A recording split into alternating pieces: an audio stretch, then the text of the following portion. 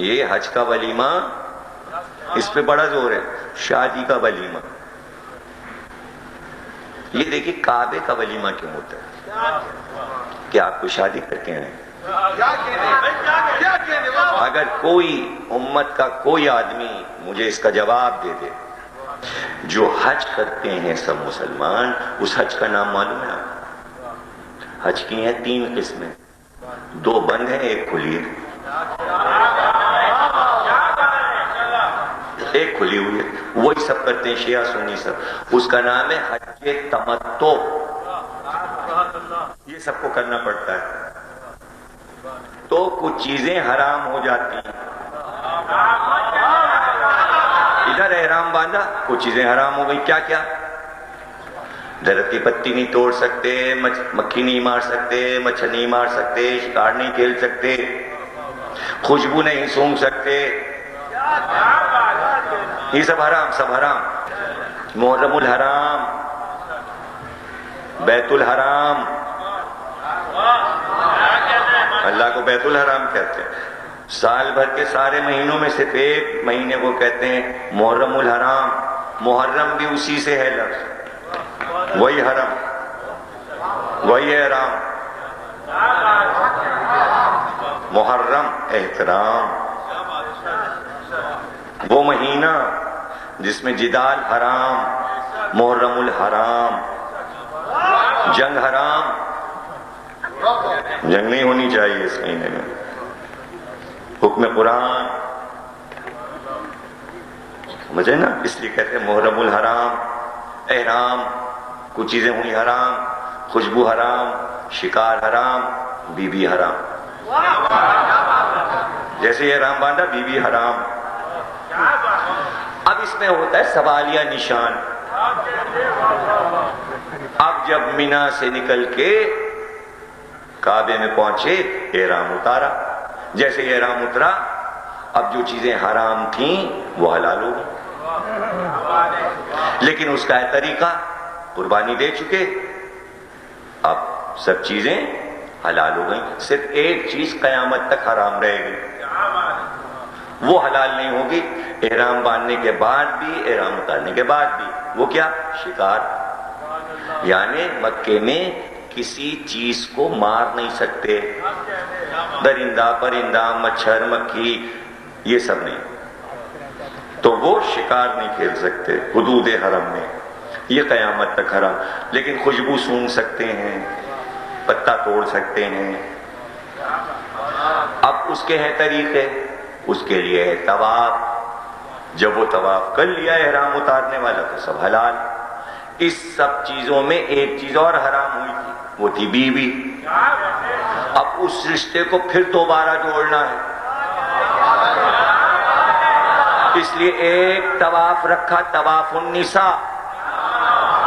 وہ طواف جا کے جب کعبے کیا طواف النساء، تو وہ بیوی جو رشتہ ٹوٹا تھا، حرام ہوئی تھی، پھر سے جوڑا. جب دوبارہ ٹوٹ کے جوڑا تب آ کے ولیمہ کیا نا. کتنے ولیمے ہیں اسلام میں؟ بچہ ہوا عقیقہ کیا، ایک ولیمہ وہ بھی ہے. تو کئے ہو گئے؟ 3 ہو گئے. اب چوتھا مکان بنوایا. تو یہ اتنے ولیمے کیوں رکھ دیے؟ یہ ولیمے اس لیے رکھ دیے کہ ہاشم نے عربوں کو اتنے ولیمے کھلائے کہ اس میں سے 4-5 اسلام میں رائج کر دیے، ورنہ روز یہ کھانا پکتا تھا. وہ تو کہیے اسلام میں اتنی غربت تھی کہ کسی کا ولیمہ ملتا ہی نہیں. وہ تو علی اگر زرہ نہ بیچتے تب یہ ولیمہ بھی نہ ہو پاتا. نبی نے زرہ بکوائی. اب سوچئے کہ شادی کا ولیمہ کتنا ضروری ہے کہ علی کو زرہ بیچنا پڑتی ہے. وہ میدان جنگ کی دفاعی چیز بیچ کر پھر ولیمہ ہوا. اور اس کے بعد جب گوشت پک گیا، سالن پک گیا، روٹیاں آ گئیں اور کھانا لوگوں نے شروع کیا، تو پھر میٹھی ڈش بنائی رسول اللہ. اب اس کے بعد ہے رخصتی. جب رخصتی کا دن آیا تو ظاہر ہے کہ حضرت علی کی طرف سے جناب ام سلمہ فاطمہ بنت اسد.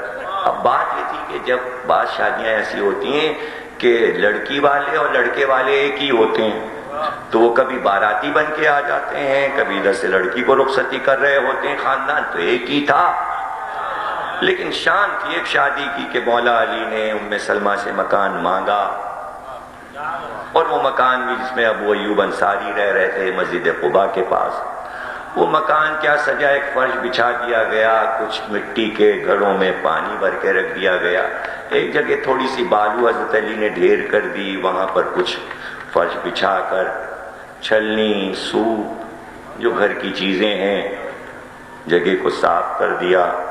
اس گھر میں بیاہ کر زہرا آ رہی تھیں، رخصتی کا وقت آیا، رسول اللہ گھر میں آئے اور اسماء انصاریہ سے کہا، ام سلمہ سے کہا اور تمام اپنی بیویوں سے جو اس وقت موجود تھیں، زہرا کو دلہن بناؤ.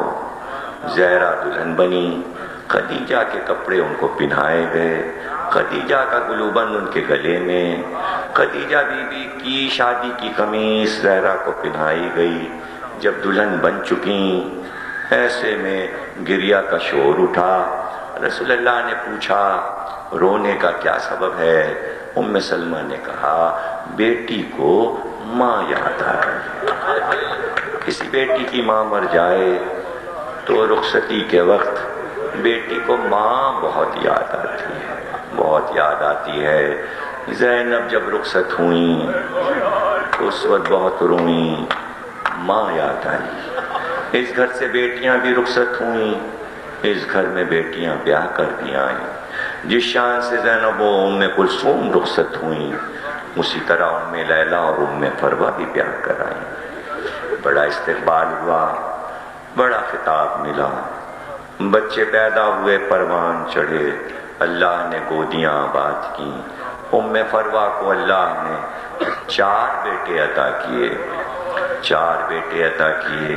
عبداللہ بن حسن، عبداللہ اصغر بن حسن، احمد بن حسن، قاسم بن حسن. ایک بیٹی دی فاطمہ بنت حسن، وہ سب سے بڑی تھیں، بیاہ کر امام زین العابدین کو گئیں. 4 بیٹے لے کر ام فروہ کربلا آئیں. کہتے ہیں مورخین نے لکھا یہ 4 بھائی اتنے حسین تھے کہ ساتھ میں نکل آتے تو لگتا کہ 4 چاند طلوع ہو گئے. حسن کا جواب نہیں تھا، حسنی سادات تھے. چاروں بھائی ساتھ نکل کر کمر میں تلوار لگائے حسین کی خدمت میں آ گئے، لیکن ان میں سب سے راج دلارے قاسم ہی تھے.